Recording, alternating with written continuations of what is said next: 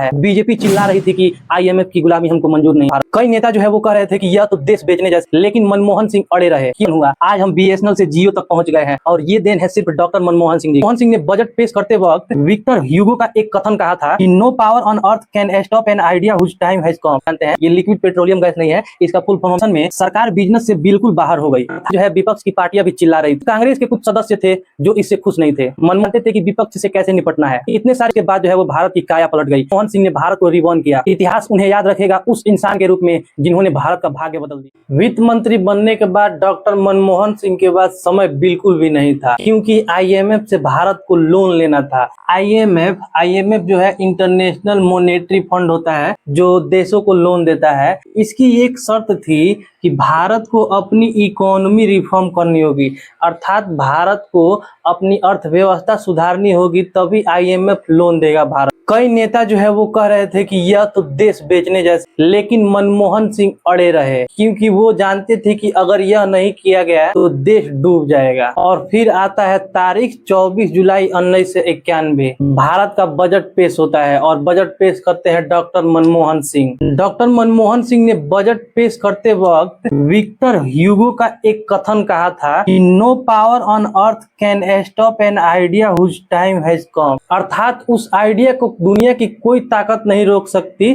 जिसका समय आ चुका हो। यह सिर्फ एक कथन नहीं था, यह घोषणा था कि भारत अब बदलने वाला है। 24 जुलाई 1991 में डॉक्टर मनमोहन सिंह ने बजट पेश किया और उसमें 3 बहुत बड़े बदलाव किए, जिनको हम आज इतिहास में एलपीजी रिफॉर्म के नाम से जानते हैं। उसमें जो है 3 बड़े बदलाव हुए थे और उसको हम एलपीजी रिफॉर्म्स अर्थात एलपीजी सुधार के नाम से जानते हैं। ये लिक्विड पेट्रोलियम गैस नहीं है, इसका फुल फॉर्म हम चलिए देखते हैं। एल से हो जाएगा लिबरलाइजेशन अर्थात उदारीकरण, पी से होगा प्राइवेटाइजेशन अर्थात निजीकरण, और जी से हो जाएगा ग्लोबलाइजेशन अर्थात वैश्वीकरण। तो चलिए एक एक करके शॉर्ट में जानेंगे इनके बारे में। तो जो बदलाव हुए थे उनके बारे में छोटे छोटे जो मुख्य पॉइंट है उनके बारे में जानते हैं। उदारीकरण जो हुआ, उदारीकरण में जो है लाइसेंसी राज को बिल्कुल खत्म कर दिया गया, अर्थात जो है सरकार अब फैक्ट्री हर काम में किसी काम में हस्तक्षेप उतना नहीं कर सकती है। इम्पोर्ट ड्यूटी जो थी वो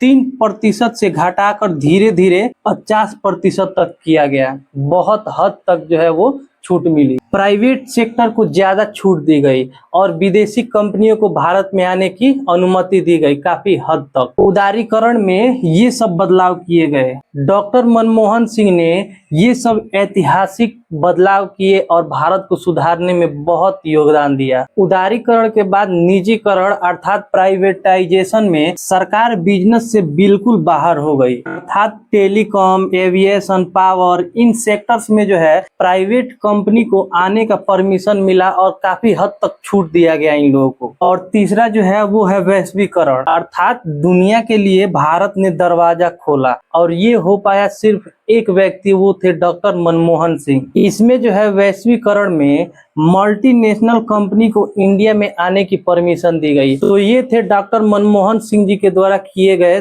3 बहुत बड़े बदलाव, जिसने 1991 के आर्थिक संकट से भारत को बाहर निकाला था। यह सब करना डॉक्टर मनमोहन सिंह के लिए बिल्कुल भी आसान नहीं था, क्योंकि इसमें जो है विपक्ष की पार्टियां भी चिल्ला रही थी, क्योंकि वो बोल रही थी कि देश कैपिटलिज्म की ओर जा रहा है। बीजेपी चिल्ला रही थी कि आईएमएफ की गुलामी हमको मंजूर नहीं है। ट्रेड यूनियन ने स्ट्राइक तक दिया। खुद कांग्रेस के कुछ सदस्य थे जो इससे खुश नहीं थे। मनमोहन सिंह ने संसद में कहा था कि हम वो रिफॉर्म्स कर रहे हैं जो देश के लिए जरूरी है, चाहे वो पॉलिटिकली कन्वेंस हो या ना हो। और पीवी नरसिम्हा राव ने डॉक्टर मनमोहन सिंह जी को फुल सपोर्ट दिया, क्योंकि पीवी नरसिम्हा राव जो थे एक बढ़िया राजनीतिज्ञ थे। वो जानते थे कि विपक्ष से कैसे निपटना है। इतने सारे बदलाव जो डॉक्टर मनमोहन सिंह ने वित्त मंत्री होते हुए किया था और उसके बाद जो है वो भारत की काया पलट गई।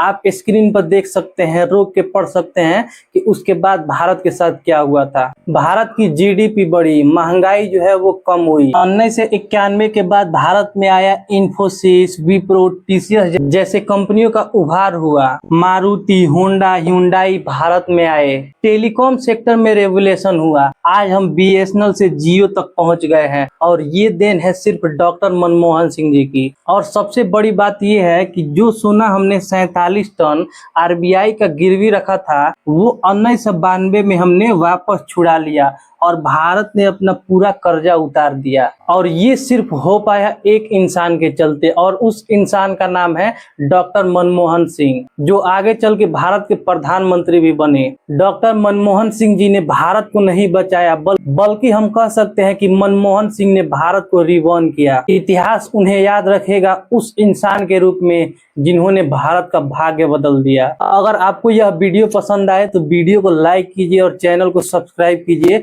और कमेंट में बताइए कि